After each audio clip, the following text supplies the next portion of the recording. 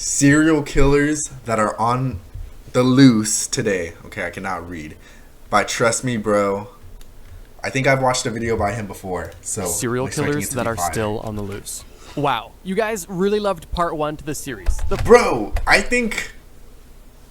feel like, okay, I'm gonna let it play out.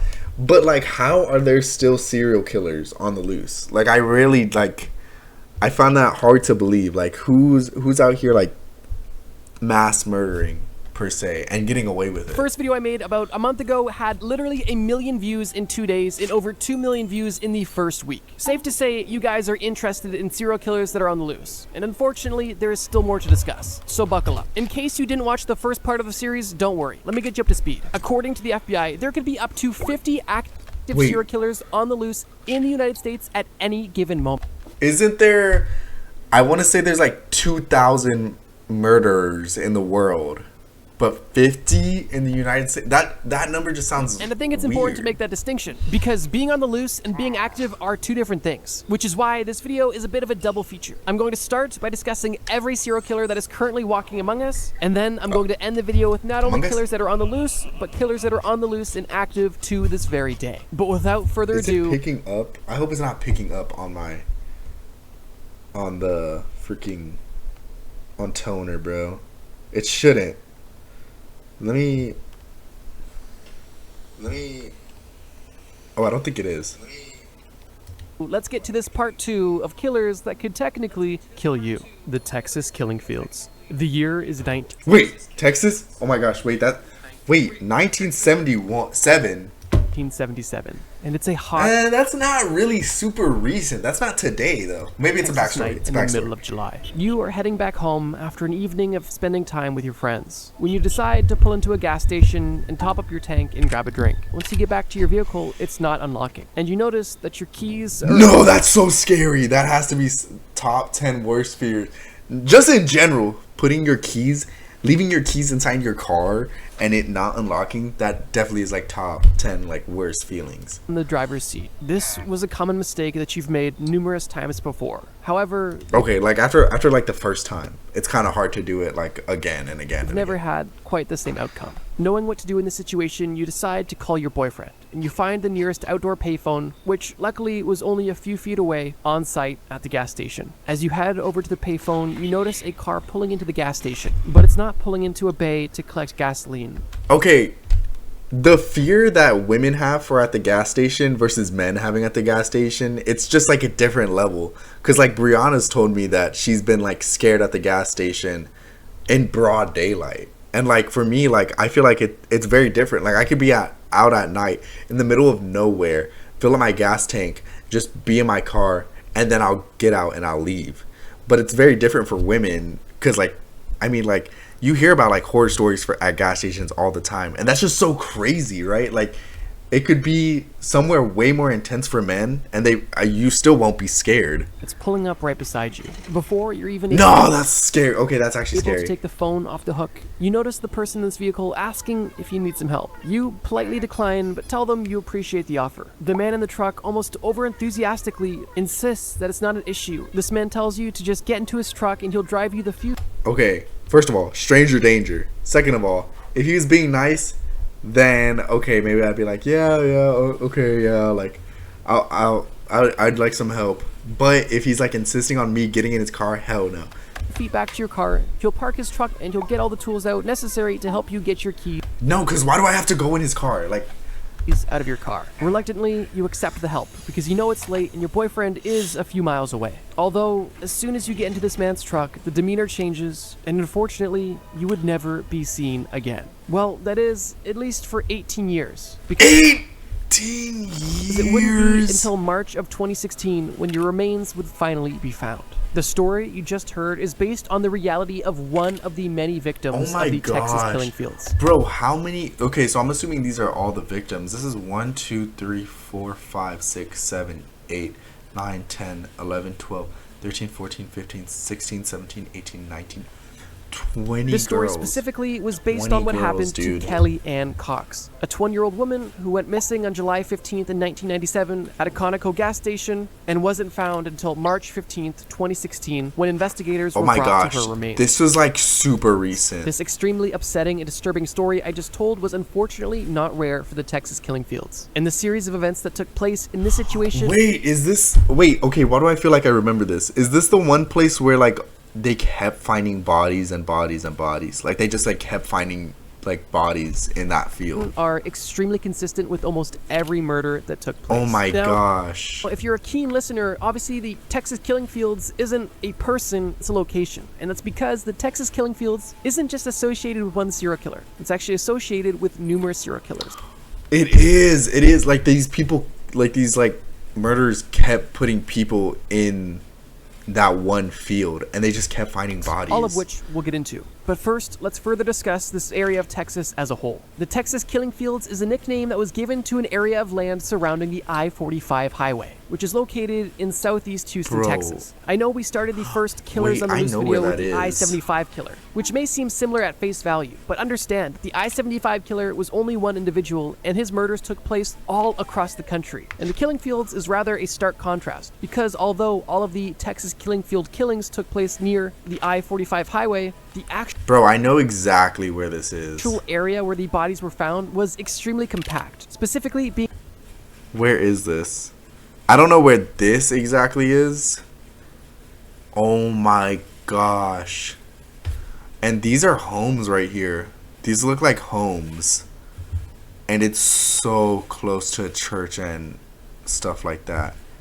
These are like roads that people probably not regularly go down. Probably like once every like 20 minutes. But like, dude, these are just fields. A 25-acre patch Oh of my land gosh. in League City, Texas. And it's in this patch of land where over 34 bodies have been found since the 1970s. Oh and my- as I stated previously, it's not only suspected, but confirmed that numerous serial killers have been active in this rather confined area. Now, focusing in on this area for a second, what makes this area so special? Is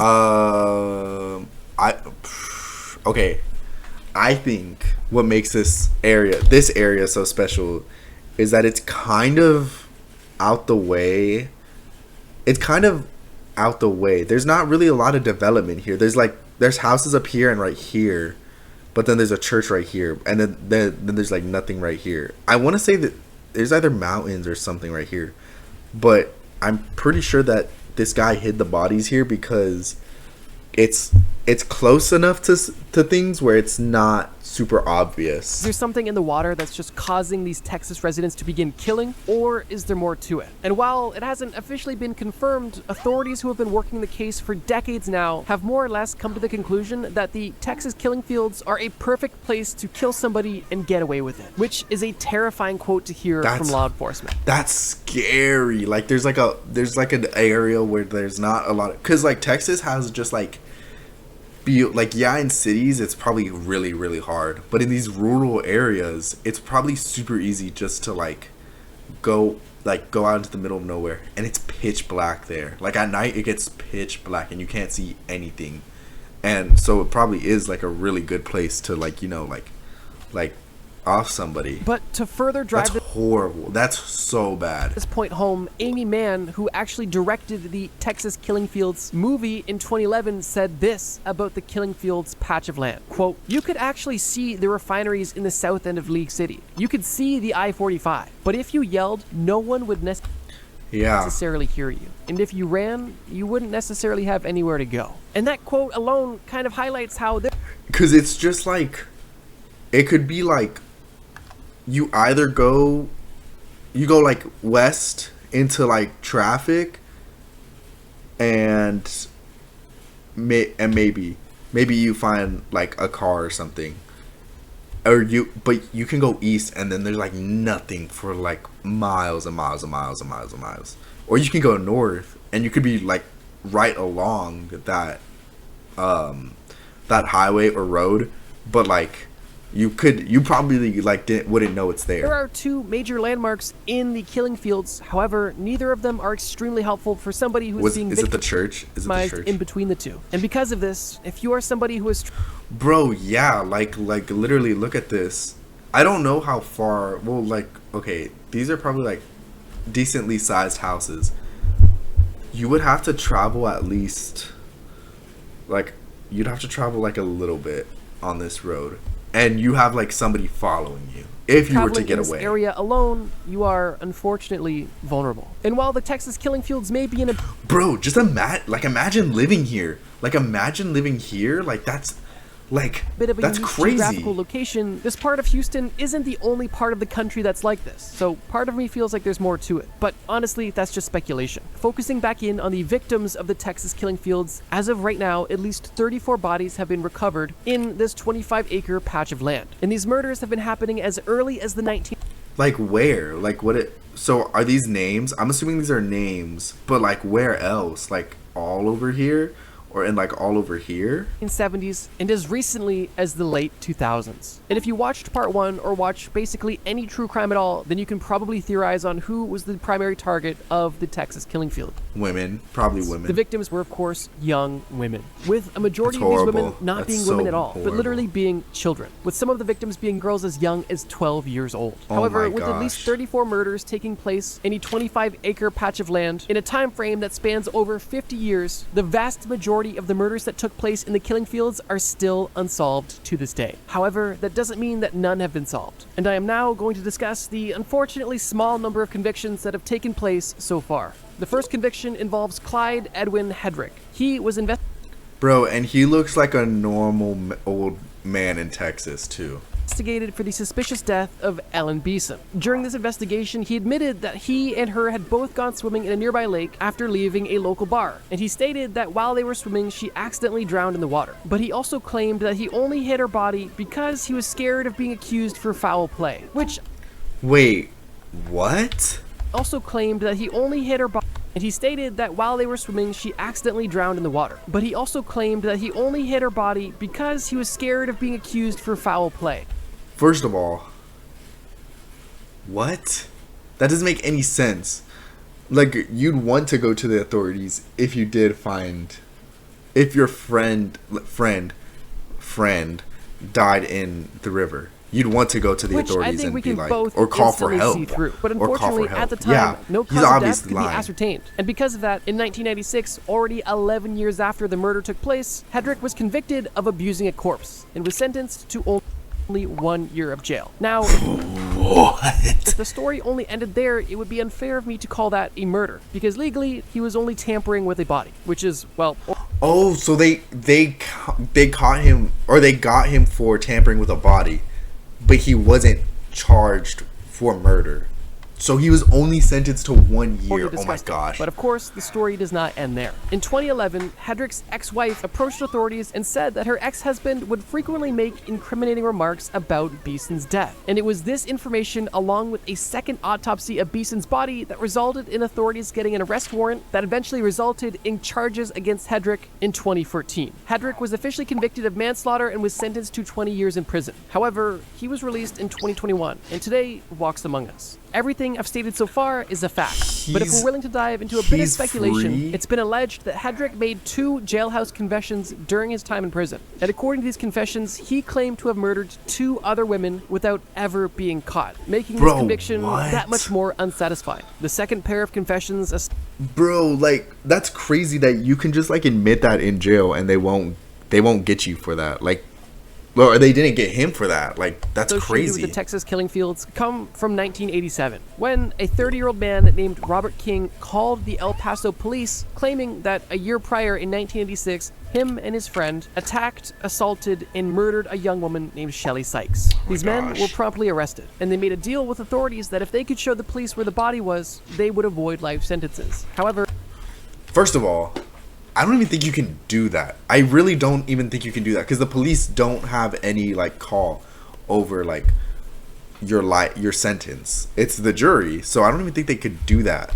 During the investigation, they were unable to uncover the body. And because of this, these two men were only convicted of aggravated kidnapping, but still received life sentences in 1998. Oh, okay. These two men, while obviously monsters, are no longer an issue, because both of these men had died they behind die? bars, one in 2015 and one in 2020. The third conviction Oh my involves gosh. a man named Kevin Smith. In 1996, a 13-year-old girl named Crystal Baker left her grandmother's house to go use a payphone to call her friend to ask her friend if she could stay over. And during her trip from her grandmother's house to the payphone, she was picked up, assaulted, murdered, and dumped, and her body was only found 2 hours later. Oh However, my gosh. although That's so sad. That's so sad. Like, bro, like you can't, like, you just walk out of your house to go ask to see if you can go hang out with your friend, and then you her die. body was only found 2 hours after the incident took place, it would take 16 years for justice to be served. And that's because in 2009, Kevin Smith was arrested on a drug charge in Louisiana. And around that same time, DNA evidence from Baker's dress was also being analyzed. And with both of these investigations taking place at the same time, a connection between the two was made. And in 2012, Smith was found guilty of capital murder, where he is currently spending a life sentence in prison. And the final conviction associated with the Texas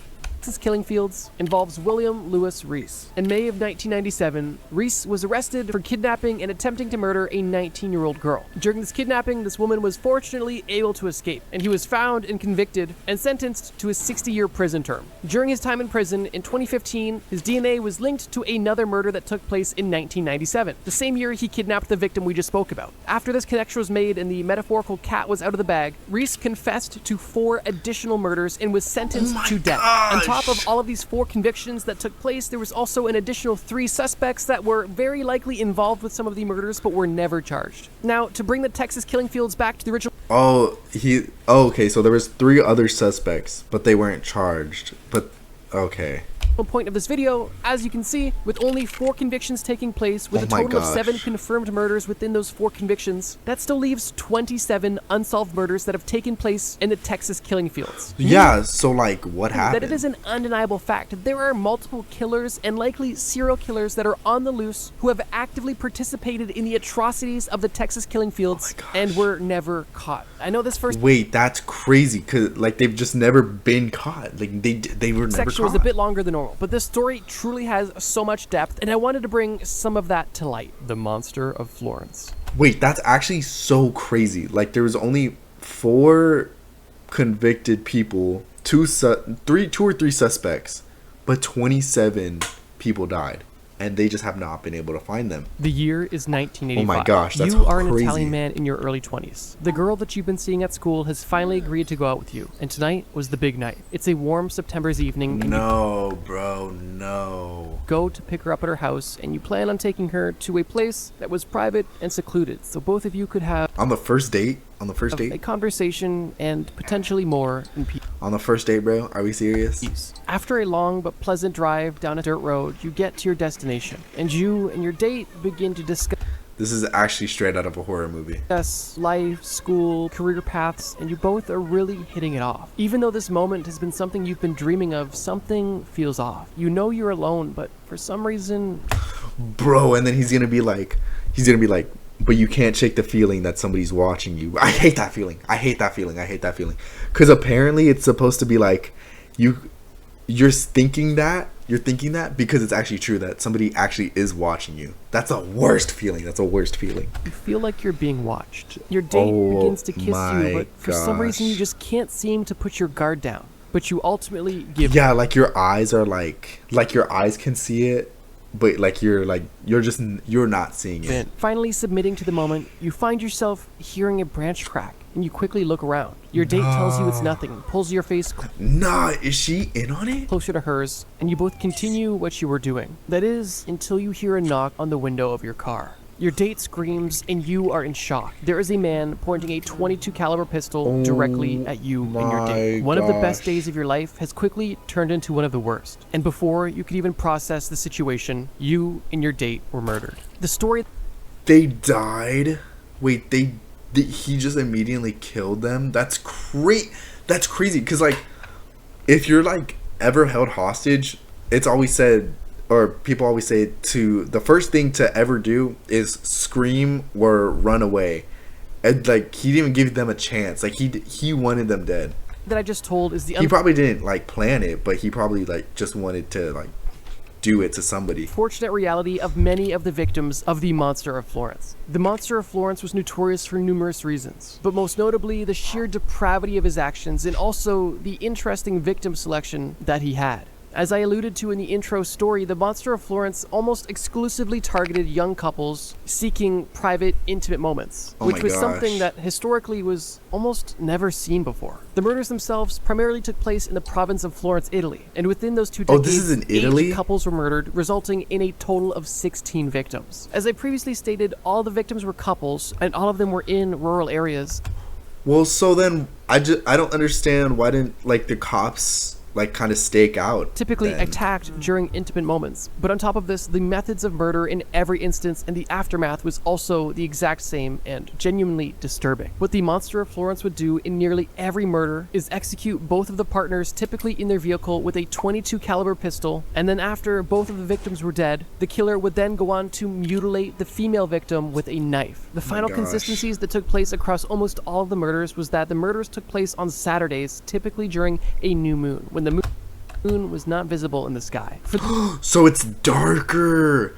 This dude like would go out at when it's the darkest, and oh my gosh, that's so creepy. That's so creepy. Not like his face, but just like his method of doing it. Like he's going out when it's pitch black, when the moon is like new, when it like there's nothing in the sky. It gets dark.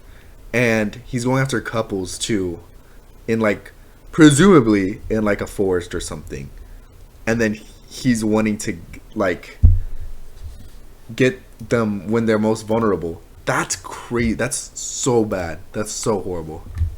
The 2 decades that the Monster of Florence was active, he not only terrorized Italy with his 2 decades, and okay, I'm not trying to blame the cops, but like they didn't try to stake out a place at all and be like try to catch him in the act or something.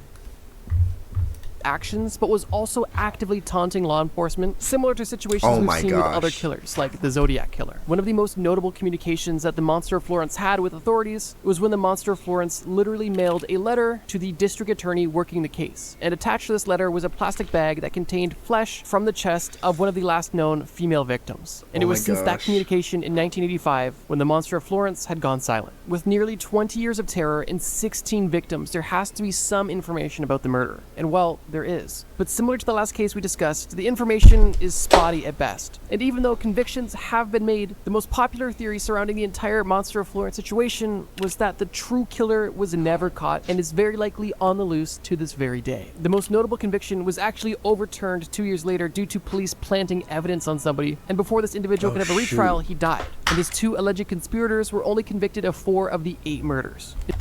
So, but that's the thing. Like why would a killer go like decades, two decades of killing, of these like very like thought out plans, and keep going and keep going, and he's not getting caught? And I mean, these guys were just suspects.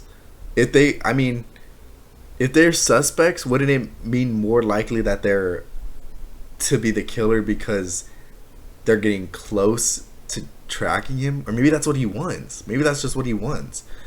I don't know, bro. I don't know. Admittedly, that summary is a rather large oversimplification of the entire conviction situation. Oh yeah, I bet this it's section way from being more as long as complicated. the first one, just understand that the only prime suspect that authorities ever had was convicted of 7 of the 8 double murders, only to be appealed 2 years later because it was found out that the police literally planted evidence at his home, and even though this conviction was appealed, this individual died before he could have a retrial, meaning that already there are so many unanswered questions. And as I stated, his 2 alleged co-conspirators were officially convicted of 4 of the 8 double murders, but that still means that there are 4 other double murders that took place with no suspect ever caught and brought to justice. Wait, he had helpers too. People Oh, believe shoot. that Pajani, the original prime suspect, was actually the Monster of Florence, while others believe that the Monster of Florence was actually not one person but the acts of a murder cult that existed in Florence. And I think one of the most popular beliefs was that the true Monster of Florence was somebody that was not on the radar of authorities at all. They were an elusive shut-in who was skilled and methodical and knew how to stay away from the spotlight. Regardless of which theory you believe, bro, the undeniable maybe. consistency among all of them is that the true Monster of Florence was never caught. And although some of these murders date all the way back to 1968, there is still a likely chance that the Monster of Florence, or at least one of the monsters of Florence, is still on the loose to this very day. The Monster of the Andes. Since we're already discussing monsters... Bro, we gotta stop giving these guys cool names, bro. Like, I saw, like, a post or something where it was like, we can't give murderers, like, cool names, like the Zodiac Killer, or, like, the Monster of the Andes, or the Monster of Florence. Like, you gotta give them, like, stupid names so that they look like stupid ass people. from other parts of the world, I figured Pedro Lopez, the Monster of the Andes, would be the perfect next Wait, the Andes Mountain? So he's like killing people on top of the mountain? entry for this list. Unintentionally, part 1 of this series was pretty US heavy, so for that reason I tried to make part 2 a bit more international. Yeah, I like that it's like more international because it's like it just shows more of the scopes that like people in other countries are willing to go. Like Italy is like Italy doesn't seem like a big place to like be doing murders, and the fact that he's able to get away with them too is just crazy. With that being said, let's focus back in on the Monster of the Andes. The Monster of the Andes was the nickname given to Pedro Lopez, a Colombian serial killer with probably one of the most insane stories you've ever heard. Oh my Pedro gosh, Lopez he was looks kinda born in creepy. 1948 and committed his first murder in 1969. Over the course of 1969 to 1980, So 1948, 1969, he was like 21, I think. Pedro Lopez assaulted and killed anywhere from 110 to over 300 300, 110 to 300, bro. What? victims. Most of his victims, Bro, so he's not even like a murderer at that. Well, wouldn't that be a mass murderer? surprisingly and disturbingly, were young girls. Oh my gosh. And he committed these atrocities in Colombia, Ecuador, and Peru. Now, stating that these murders took place from 1969 to 1980 is a bit deceptive, because although the first murders that Pedro Lopez committed was in 1969, it would be the only murders he would commit until he was released from prison in 1978. And if you're following along, yes, Pedro Lopez's first murders actually took place in jail. In 1969, Pedro Lopez was sentenced to 7 years in prison for stealing a car. And after only 2 days in jail, he was assaulted by 4 men in that prison. And instead of reporting this crime, he decided to kill all 4 of these men with a makeshift He killed all 4 of them? knife. These murders were deemed self-defense, but it still added 2 years onto his prison Oh sentence. my And it wasn't gosh. until 1978 when he was a free man once again and decided to begin killing innocent people. From 1978 to 1980, Pedro himself confirmed that he killed over 100 girls. And these girls Bro, were primarily street what? children that came from indigenous tribes, meaning that they were largely unverifiable. And it was that fact alone that allowed him to get away with such heinous acts for so long. It's insane to just think that somebody was able to kill over 100 people in only a 2-year span. That is on average a murder per week consistently Bro, for years. Now, that's just so crazy. Like he probably wasn't doing it like 1 murder a week. He was probably like doing 2 at a time, 3 at a time, 4, 2, 3, 2, 1. here's the deal. At this point, you might be asking yourself, obviously there's no way that this man is on the loose today if Yeah, like there's no way he's on the loose. Maybe. But there's like, I don't know how he went so long without being caught. Like I mean, obviously these girls were hard to track because they were they were indigenous people, I think. But the fact that nobody reported him to the police or anything, I don't know how it works. I honestly don't know. we know who he is, and there is reports of him being in, well, at least the zeitgeist of authorities, but that is unfortunately where things take a turn. You see, early on in Pedro's killing spree, he was active in Peru, and he was actually captured by a Peruvian tribe when he was trying to steal a child. The local tribesmen literally tried to kill Pedro by burying him in sand, pouring syrup on his face, and allowing ants to get at him. But And he got out? An American missionary convinced the tribe that instead of murdering Pedro, they should allow the American missionary to take him to the police. And reluctantly, they agreed. But unfortunately, this missionary took Pedro to the authorities, and the authorities did not detain Lopez. They simply banned him from the country. And after Pedro was banned from Peru, he continued his killing spree in Ecuador. And it wasn't long until Pedro was once again caught trying to steal a child from a village. But this time, the people were able to detain him until police arrived. And once police arrived, he was this time actually arrested. And during his interrogation, he began to talk. As I stated, so he literally just got like extremely lucky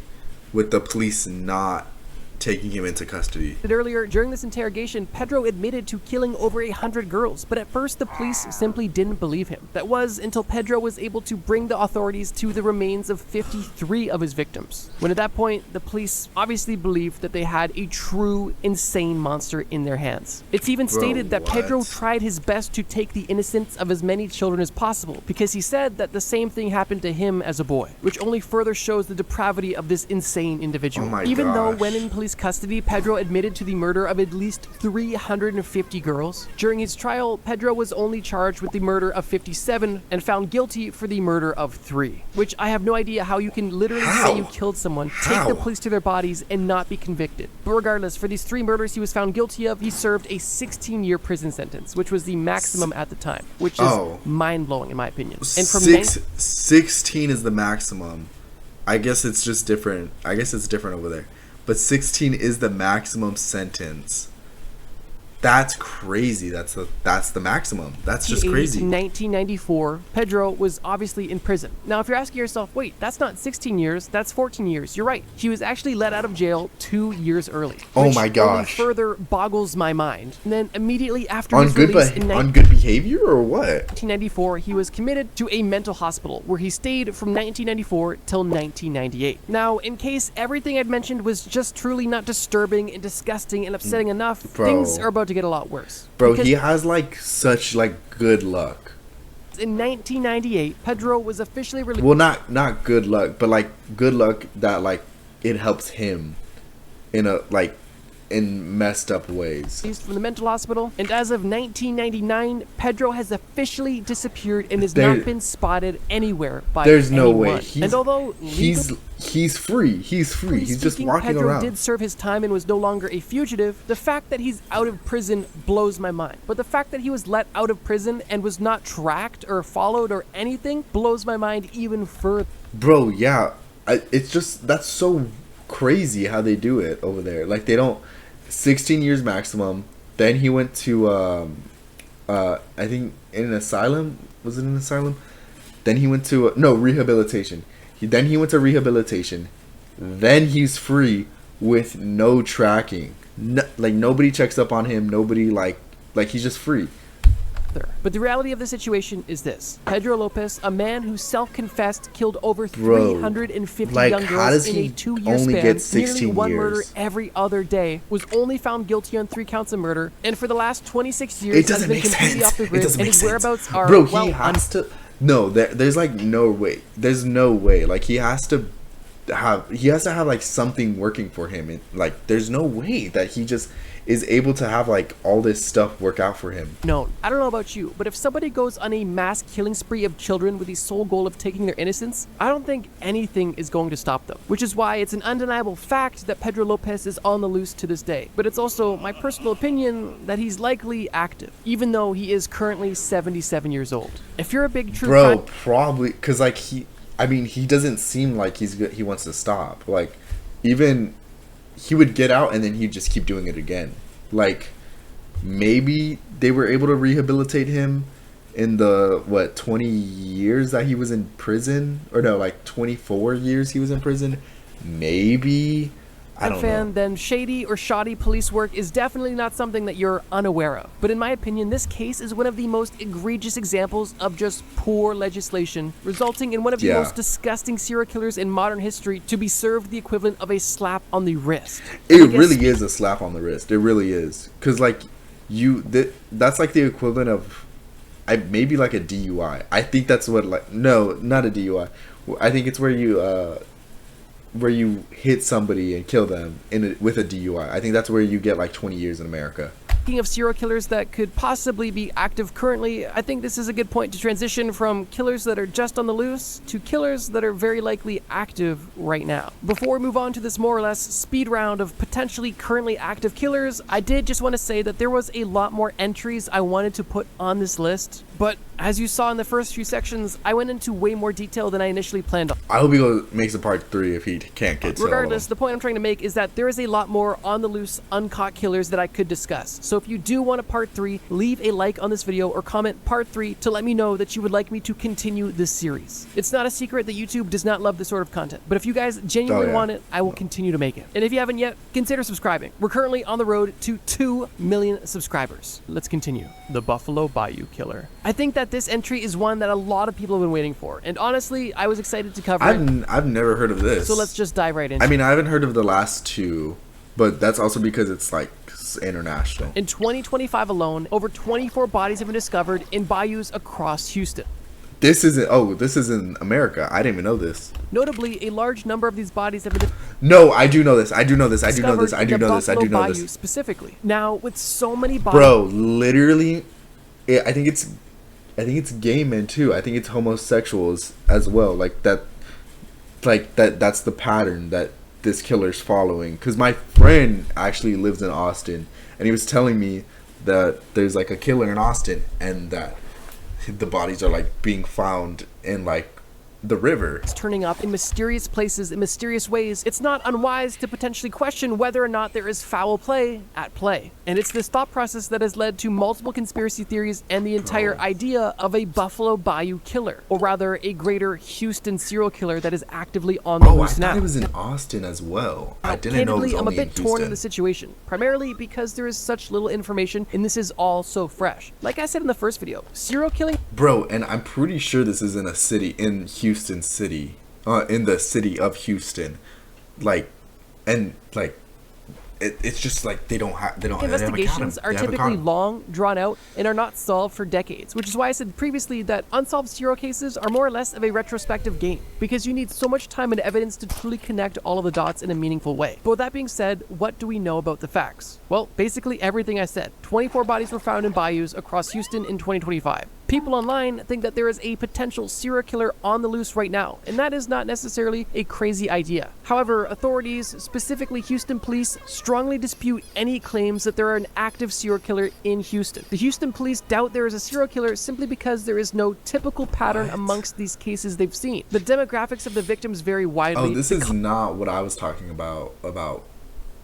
Causes of death are not consistent whatsoever, with a good number of deaths being associated with drowning and drug toxicity and other non-violent means. And on top of this, the police recognize that there is still information that is not known, mainly because a lot of these deaths are still pending a final classification, basically meaning that the cause of death for these bodies that are found is still undetermined. When it comes to true crime stories, it's not necessarily uncommon to have police write off the possibility of there being a serial killer when the evidence is so overwhelming, but in this case, I think the police kind of have a point. Should they be outright denying the possibility of a serial killer? I don't think so. But at the same time, if all of these deaths were to be the result of a serial killer, this would definitely be a first, as the victims are not really connected in either way. They're young, old, men, women, everything in between. And as the police stated, the causes of death... That's so weird. So maybe it isn't.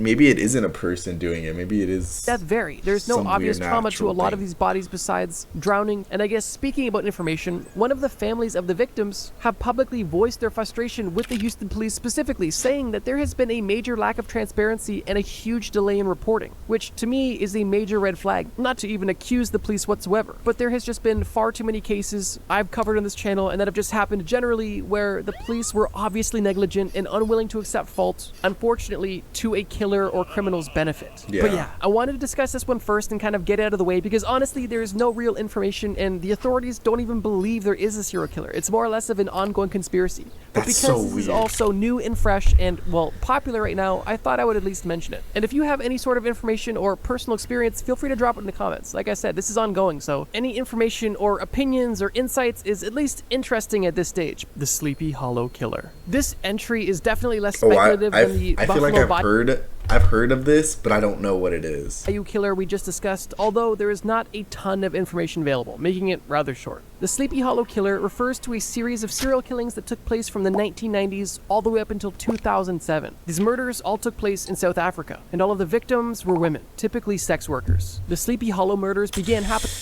Why do I feel like I heard of this? Well, it's just common for serial killers to go after sex workers, though. In the late 1990s, when several women were found assaulted and strangled to death with their own underwear, all within the same city, Peter Maritzburg. All of their bodies were found near the N3 highway, and with all of these shocking similarities, it put the possibility of a serial killer on the police's radar. And it was because of this revelation that in 2001, the authorities actually re-examined some of the victims' bodies to try to find more information. However, that pursuit was rather unfruitful, and for a while, it seemed like the Sleepy Hollow Killer was inactive and the cases had gone cold. That was until another string of murders took place in 2007, nearly a decade after the first group of murders. Between February and October of 2007, the bodies of 3 women were found near the N3 highway once again, and all of these victims had been assaulted and strangled in the same manner as the victims from the late 90s. That's crazy. So he went on a low, and then he came back and started doing it again.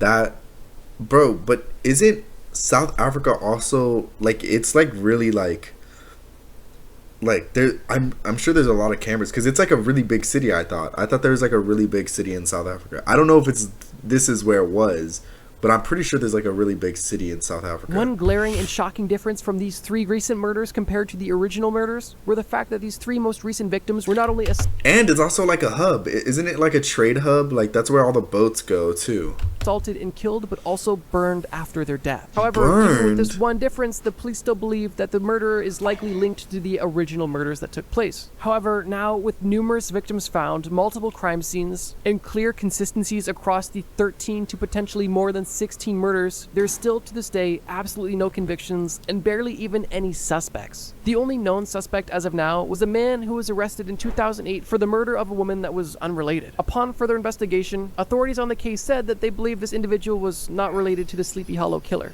although it is concerning that there's just so many people like this out there, at least seemingly. With that being said, as of now, there has been no more serial killings associated with the Sleepy Hollow Killer, although due to the fact that all of these murders bro, and like they just have not found this guy. Like he's just been like on the loose.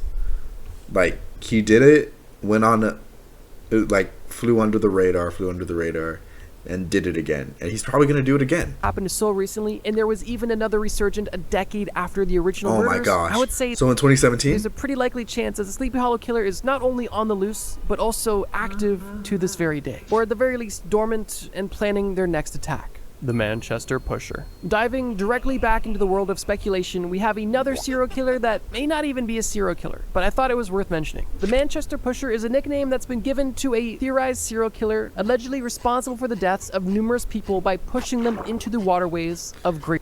That's messed up. That's so messed up. Similar to the Buffalo Bayou situation, people believe that there is a serial killer on the loose because there are simply too many people dying in the same way for this to be just a coincidence. But like, do they not know how to swim? However, the authorities, in this case the Greater Manchester Police, don't buy it and are and I bet there's cameras down there. So I don't think it really is a killer. Actually, instead of trying to investigate the situation, trying to actively dispel this, the Manchester Police have even gone as far as saying that the Manchester Pusher is nothing more than an urban legend or a myth. And whether that is or isn't the case, let me give you the facts. People that believe that there is a Manchester Pusher claim that there almost has to be a person behind all of the drownings because of the sheer alarm. Yeah, but also it's just like look, this is like a very populated area. Like it looks like a park. There's houses, there's like houses, there's like it's like a park.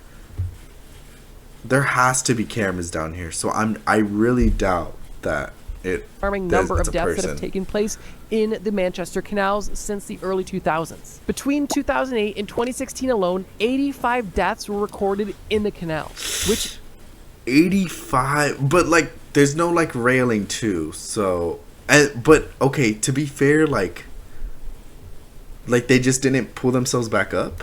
Is an extremely alarming statistic, although it doesn't necessarily instantly mean there's a serial pusher going around. People that are proponents of the Manchester Pusher theory believe that this potential killer intentionally targets intoxicated young individuals that are Oh, that would make sense. Intoxicated people. or hanging out near the canal, ideally when they are alone and away from their friends. At this point, when the Manchester Pusher is alone with his victim, all he needs to do is to simply push this intoxicated individual into the water and allow the rest to just look like a drunk person falling in the water and the death seeming accidental. That doesn't necessarily explain any sort of motive, although I don't think it's unrealistic for a serial killer to want to have a way to kill people that seems Yeah, like it. I mean, it really doesn't. It's like they aren't really like doing it. It's like they're not really doing it per se, because they're just like pushing them and then running off. It's not like that they're having like a sadistic way with it. I mean, yeah, it's sadistic to push somebody into a fucking river and then run away, but they're not like taking their time, like stabbing and like being a predator and catching them and taking them somewhere. conspicuous. It's really fast. Serial killer experts who have analyzed the facts believe that it's not a serial killer simply I don't think because it's a serial serial killer killer. wouldn't get their dark satisfaction from simply pushing somebody into the water. They would want to be more involved and in control, and that is Yeah. believable. Although I don't think it fully neutralizes the possibility that there is just some sick and twisted There could just be some fucked up guy out there just like pushing people in there. individual who gains that dark satisfaction from simply watching someone drown. And what Yeah, it's probably maybe honestly, or maybe it's a group of people. Honestly, it could whether be or a not they group of drowned people. by accident or because they were intentionally pushed, we don't know the facts yet. Although it is important to note that both authorities and experts do believe that this isn't the actions of an intentional serial killer, but rather an unfortunate coincidence that has been exacerbated by the rise of bars opening on the canals. Now, to throw one wrench into the entire situation though, on April 10th of 2018, a 34-year-old cyclist was intentionally pushed into a canal by an unknown assailant. Not only was the cyclist intentionally pushed into the canal, but as the cyclist was trying to get out of the water, this person kept kicking them back into the water until this unknown pusher eventually ran away, which gave the cyclist time to get out of the water and catch their breath. Although Bro, okay, that's suspicious. not enough time to catch the person who attempted to take their life. As far as we know right now, this is the only confirmed case of somebody intentionally pushing somebody into the canal for seemingly malicious reasons. But even with this very real situation, the police have gone out of their way to state that there is no evidence to suggest that this has anything to do with the other Because it's also very weird. Like unless you don't have footage of like you getting pushed or something like that, or like somebody going and getting pushed in, there's like really no evidence. So it's like the cops are like doing it. They're like searching the scene, trying to find evidence, but there could be like nothing. Because like you got to think, like if they're wearing a hoodie, their hair is getting trapped. If they're wearing shoes, it's clearly on concrete, so they're not leaving any tracks. They're pushing somebody into a water, so any fingerprints are probably getting washed away. So like there's like really nothing, like no like clues for incidents associated with the police to find. Manchester Pusher. But once again, that doesn't mean that it's not a possibility. I wanted to put this one last because, like the Buffalo Bayou Killer, it's very speculative and very unconfirmed. But unlike the Buffalo Bayou Killer, this example is a bit more obscure, so hopefully it was still at least interesting. But with that being said, I want to make a really important and serious message. As interesting and educational as these videos are, it's important to note that every single thing I discussed in this video is real. It's not fantasy. These are real cases with real victims, with real people, with real friends, and real families with lives that are either destroyed or lost. And because of that, I truly do try my best to be as respectful as possible when discussing these extremely horrific and unfortunate situations. And with that, ladies and gentlemen, I want to... Yeah, guys, that's just horrible. It's really just so sad that like people's lives were just so affected by another sadistic person that like just wanted to have some fun in their own twisted way. That's so messed up. Like that's just so fucked up. Thank you for watching this video. If you enjoyed this second part to my Killers on the Loose series, check out the video on screen right now. It's actually a playlist of every single serial killer. That was a good video. I would actually be so down to watch the third one, or maybe even the first one. Honestly, the fact Pedro hasn't been seen in so long suggests that someone recognizes him and took matters into their own hands. Honestly, yeah. I mean, there's no way you don't get recognized by killing 110 plus people and like nobody recognizes you.